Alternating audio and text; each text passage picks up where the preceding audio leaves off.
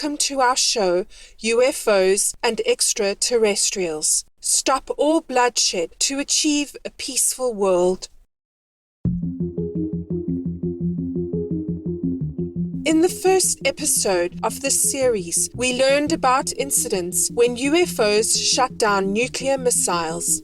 On today's program, we'll explore why UFOs and extraterrestrials are interested in our nuclear sites. UFO researcher Robert Hastings has been investigating the close relationship between UFO sightings and their proximity to nuclear power plants, as well as nuclear research facilities and nuclear weapons storage bunkers at military bases all over the world, including Japan, France, Belgium, the United Kingdom, Mexico, India, Pakistan, Russia, and the United States.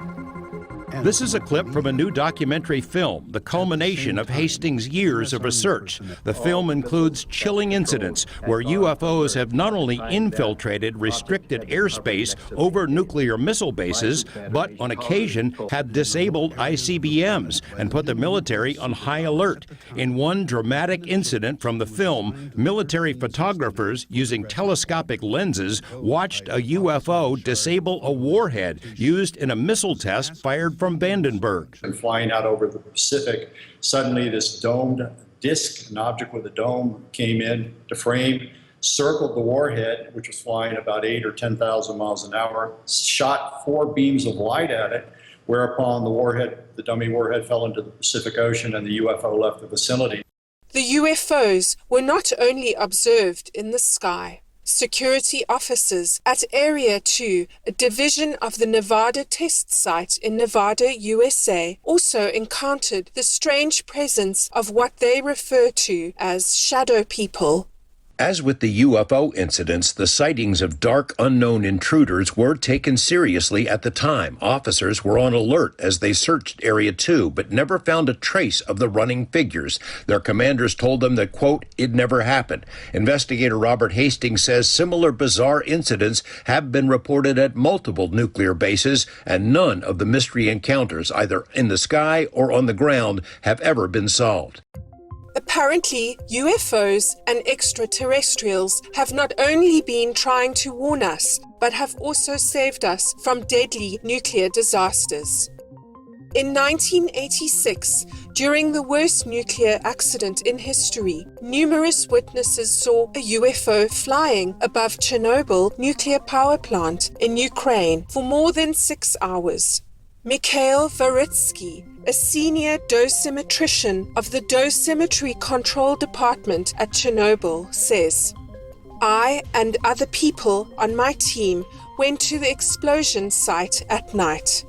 We saw one ball of fire that flew slowly through the sky. I think the ball was 6 or 8 meters in diameter. Then we saw 2 rays of crimson light that extended to the 4th unit. The object was about 300 meters from the reactor. The event lasted about 3 minutes. The object's lights went out and flew northwest. According to a dosimetrist measurement, the radiation level was 3,000 milliroentgens per hour before the UFO's appearance, and then quickly dropped to 800 milliroentgens per hour. The thermal blast was huge and caused several deaths and severe health complications, but it was not a nuclear explosion. It could have been worse without the help of the UFO. The extraterrestrials prevented a nuclear blast by reducing the radiation level by almost 4 times. The consequences could have wiped out the entire country of Ukraine, and most people in Europe would have died or been severely sick from the radiation.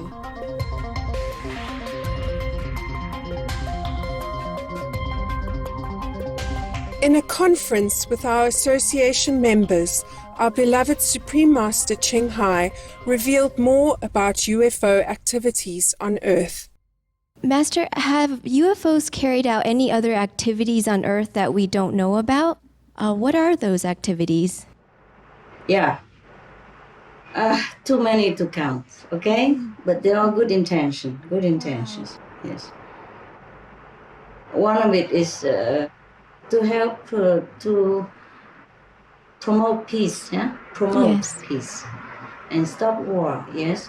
They also stop comet from hitting us, etc., etc. Yes. So you see, many times we heard that the comet almost hit the Earth and then it veered to the other direction, into the space, harmless space. And so it didn't harm the Earth. Yes. They also have healed many sick people wherever they can. Yes, whenever they happen to have a chance to do that. And they also soften warlike aggression. Oh. Yes, and trying to induce people into a more peaceful state of mind. Yes. So their activities are so many, so many. They love us to no end. They love us to no end.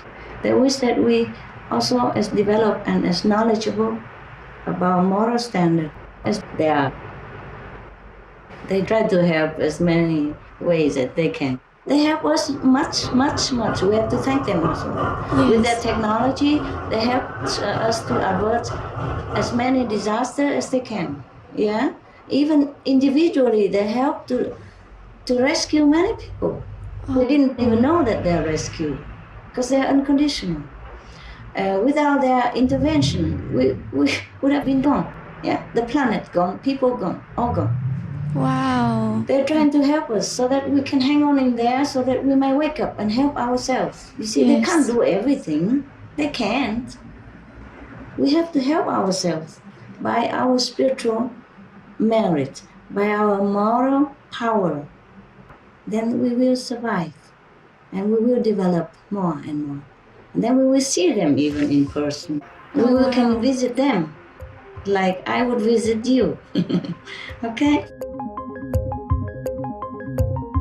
Through their noble activities on Earth, the extraterrestrials are sending us a peaceful and loving message. Shutting down the missiles was simply a message to all of us on planet Earth that we need to rid ourselves of nuclear weapons, according to retired U.S. Air Force Captain Robert Salas. Captain Salas believes that extraterrestrial beings are not a danger to humans. As he recalls the UFO encounters over the nuclear bases, he says, "There was no attack with any kind of weapons, despite the obvious technology the extraterrestrial beings would surely have." Dr. Edgar Mitchell, an astronaut and the sixth human on the moon, said in an interview, "My own experience talking to people has made it clear the ETs had been attempting to keep us from going to war and help create peace on Earth." He believes that extraterrestrials have come to help humanity grow in regard to their spiritual development. Non-human animals are not things. They are not our slaves, and they are not ours to exploit and abuse. Their lives belong to them. They deserve justice. They deserve personhood. Joe Fredericks, vegan.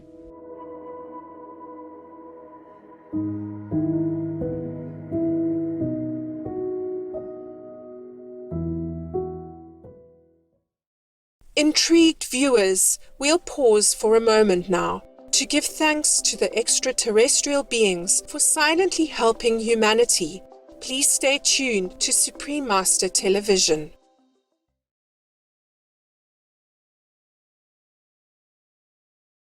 Welcome back to our program, UFOs and Extraterrestrials. Stop all bloodshed to achieve a peaceful world. In 2019, a 3-minute piece of footage showing 5 flying objects hovering above the nuclear plant in Fukushima, Japan, went viral on the internet. The aircraft's movements and the glowing lights on their bodies did not look like those of any known aircraft. Others also claimed that they spotted unusual bright objects at the edge of the Fukushima nuclear plant during the earthquake in 2011. A witness was also able to capture a video of the strange objects and posted it on YouTube. Considering the dangerous conditions at the nuclear plant during the disaster, the UFOs just came and went, something that we only see in science fiction movies.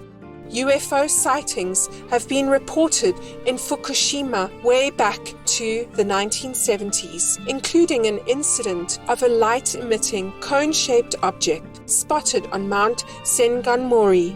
Many said the videos are undeniable proof of the existence of extraterrestrials. Following numerous inexplicable sightings, Japan opened a lab in the so-called hometown of UFOs, Ino, Fukushima Prefecture, to study the UFO sightings. In an interview with James Bean of Spiritual Awakening Radio, Supreme Master Ching Hai answered some questions about extraterrestrials. The extraterrestrial, where do you think they're coming from and what is their role?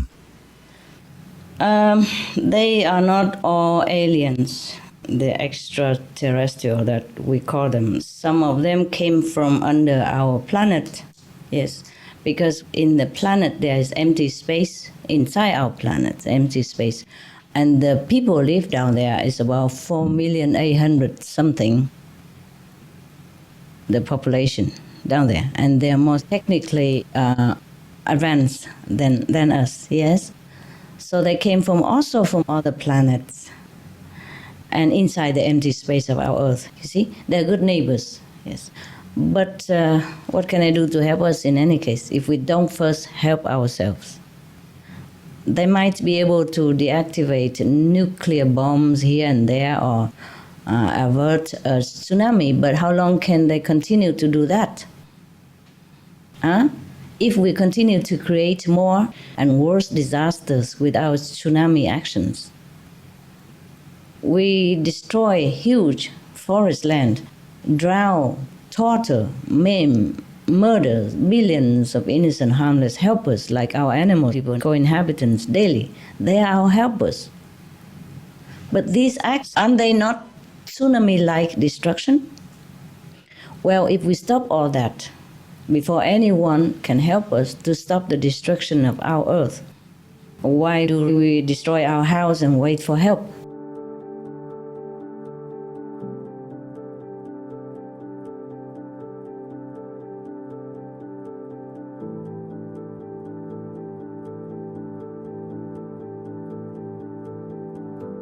We are deeply grateful to the extraterrestrial beings for helping our planet. We would love to achieve peace on Earth, but we must all take action to accomplish that goal. We have to stop all wars and all forms of killing, not only of human life, but also of animal people.